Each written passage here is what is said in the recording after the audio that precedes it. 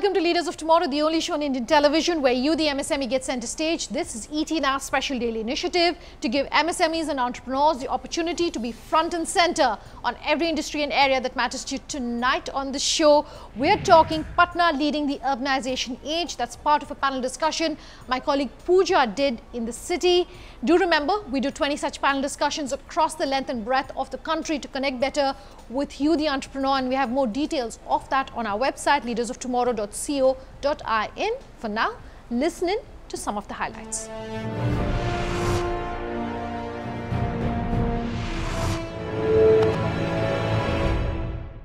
To open up, Sanjay, as I mentioned earlier, right, Patna has witnessed a swift transformation from an agriculture-based economy to now a services-driven one. But agriculture is where Patna and the state of Bihar has traditionally enjoyed a huge edge. So what impact has this transformation had for small-scale industry? Really a very good observation. I agree that Bihar is a little late and it has missed that manufacturing revolution. But again, it's an opportunity that we are getting an opportunity to jump straight from an agro-based to a service-based economy. And the major growth that is coming all over the country as well as in the state of Bihar is in services. So I have really watched this urbanization part taking off. We are still in a phase of capacity building and learning. But if I look back around about 10 years ago, then there has been a sea change.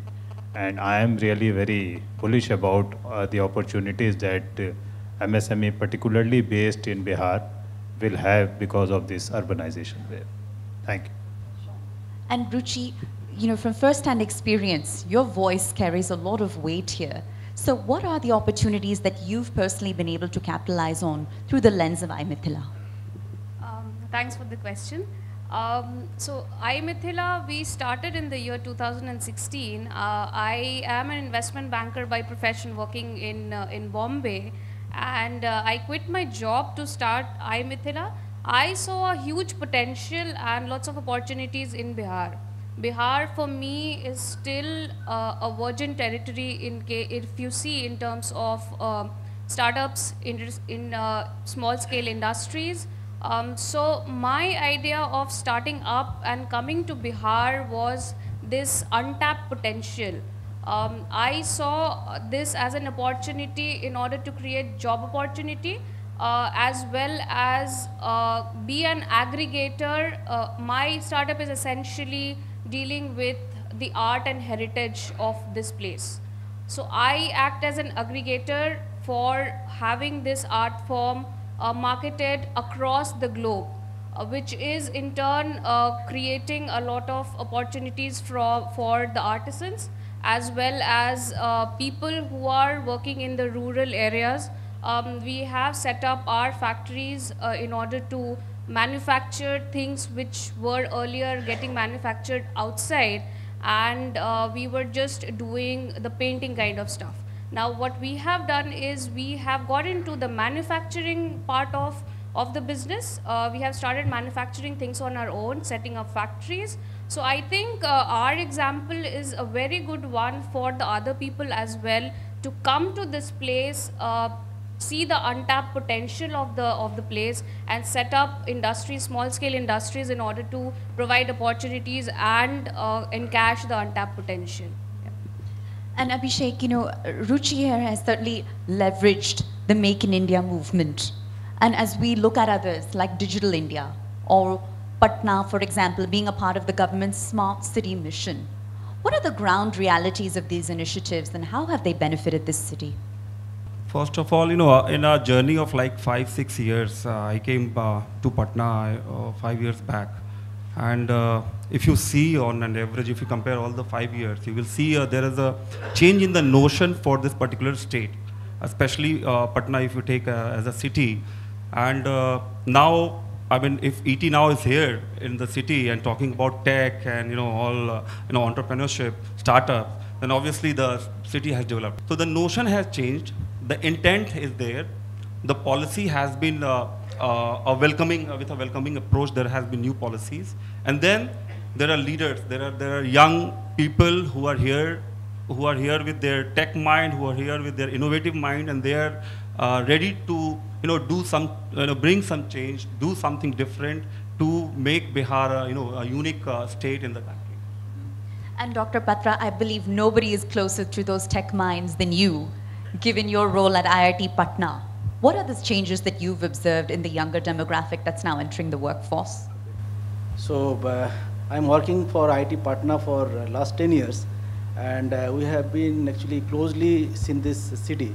So we have seen a lot of changes and growth, development in transportation and building construction and other things. And what we have seen that now we have a lot of scope for technical innovation. Not only service, now we can even go for manufacturing innovation, because we have now expertise in IITs, NITs, central universities are there. So but they can, the professors and technical staff, they can guide, they can mentor the young innovators and come up with some technical innovation. And this innovation they can use to build certain to solve the problems of Bihar. While that enthusiasm is, of course, the spark to it all, it requires capital. It requires policies that are supportive. And, Ruchi, my next question is to you. How would you describe the government of Bihar's startup policy? We read headlines about there being dedicated 500 crore funds specifically for boosting the startup culture. But has that trickled down at a grassroots level? Do you feel the impact of it? Okay. So we are a startup. We are a startup under Startup Bihar policy. We are a startup under Startup India policy as well. We are in the last stage of being funded by Startup Bihar and already funded by Startup India. As far as my experience goes, with both the central government and the state government has done and is still doing a lot for the startup community. I was talking to Pooja and I was telling her that recently we had an event at Darbhanga, which is a Class C city in Bihar. So there is a lot of enthusiasm in the young generation, especially the graduates. I've seen kids of 22, 23 years old. They are very passionate to do something in their home state.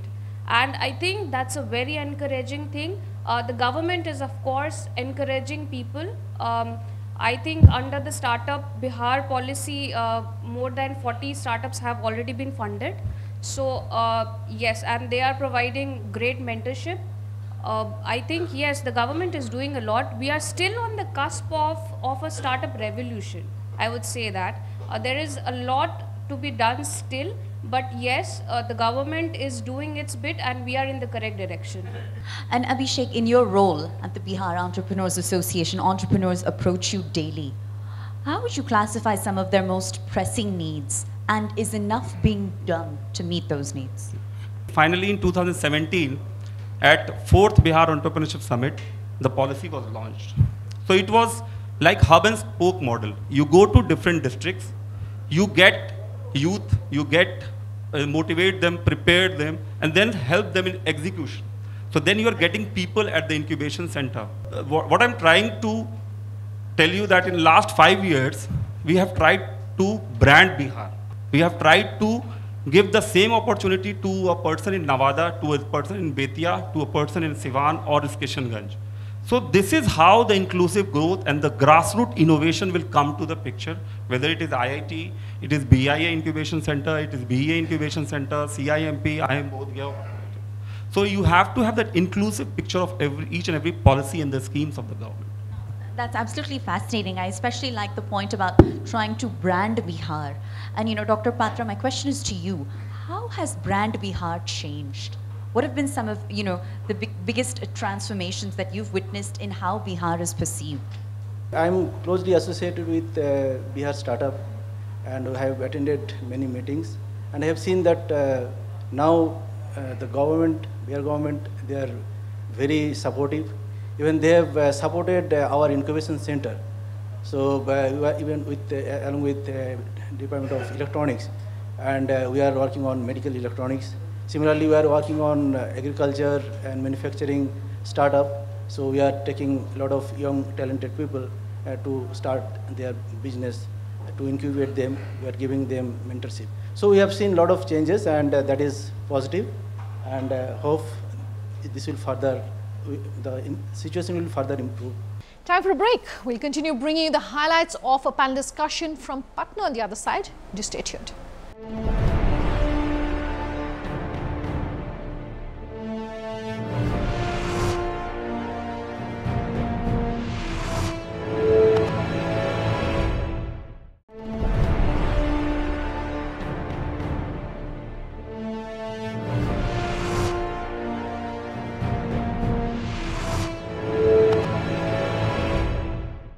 Welcome back. You're with us here on Leaders of Tomorrow, and tonight on the show we're continuing to bring you the highlights of a panel discussion, Patna leading the urbanization age.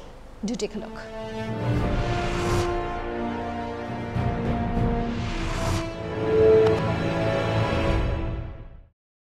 And Sanjay, you mentioned that you have an in-house incubator as well as a part of Bihar Industries Association.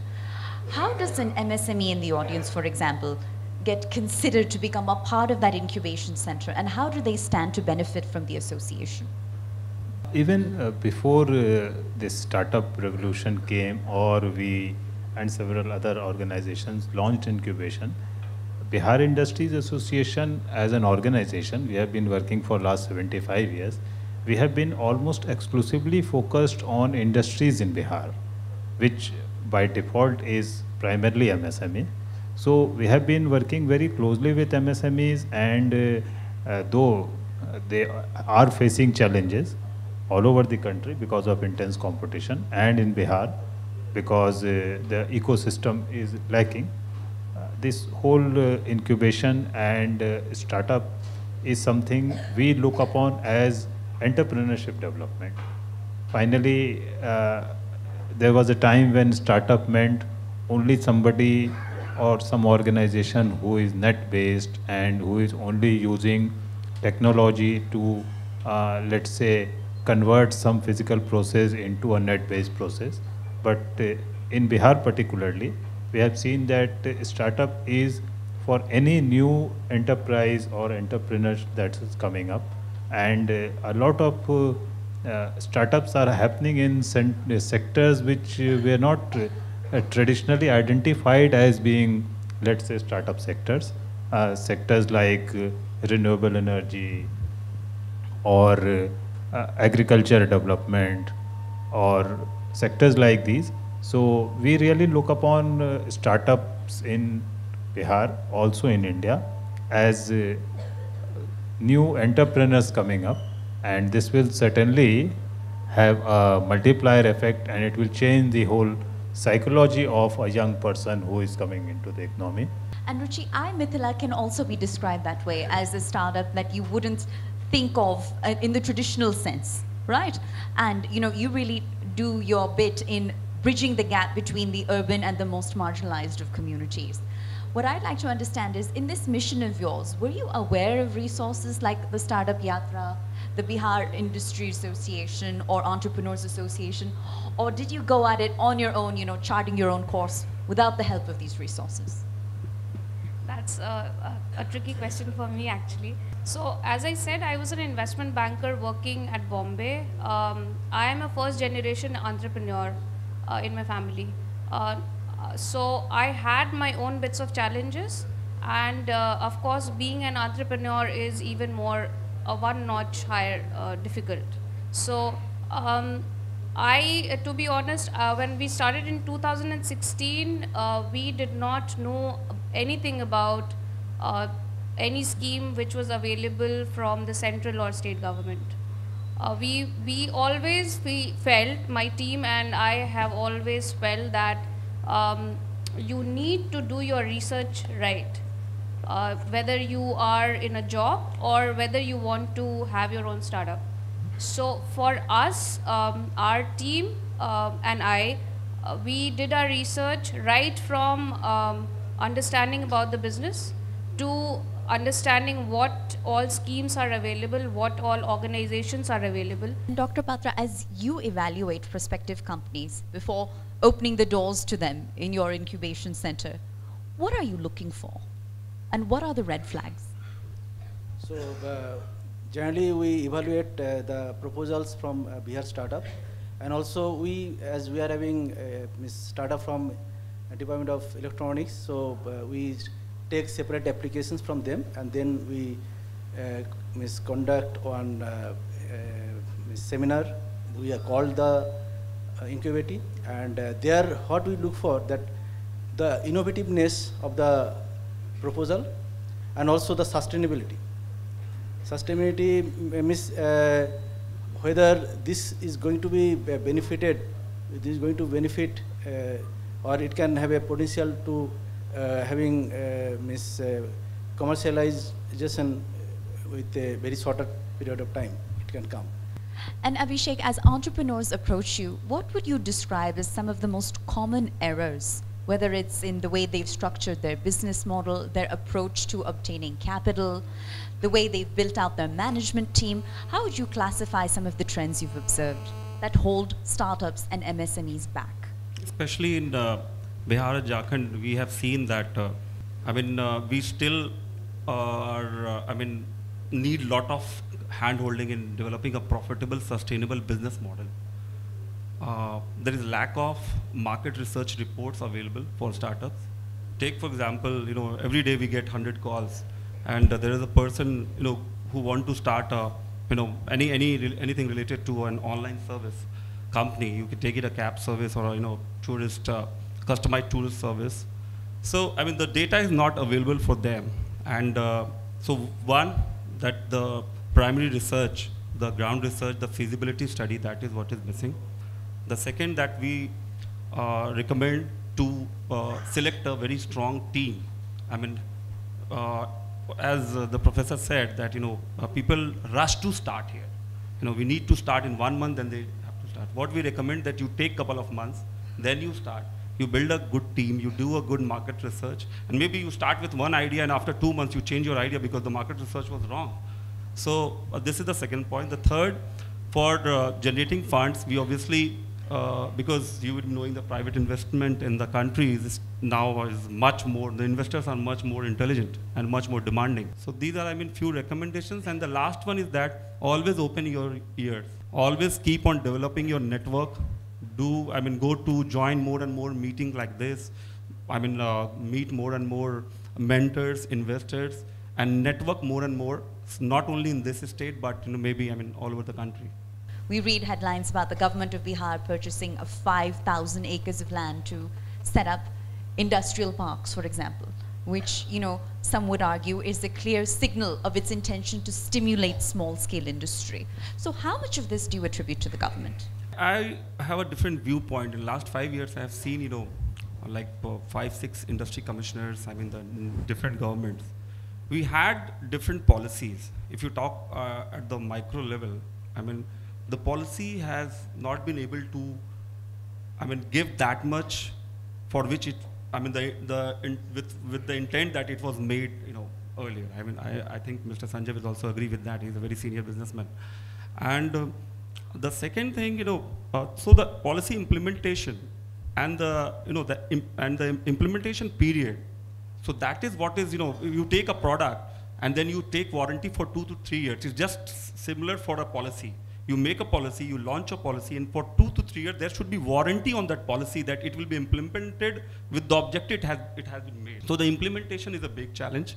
The second thing is that any initiative, any new policy, any new, whether it is industry policy or the startup policy, there should be a evaluation board.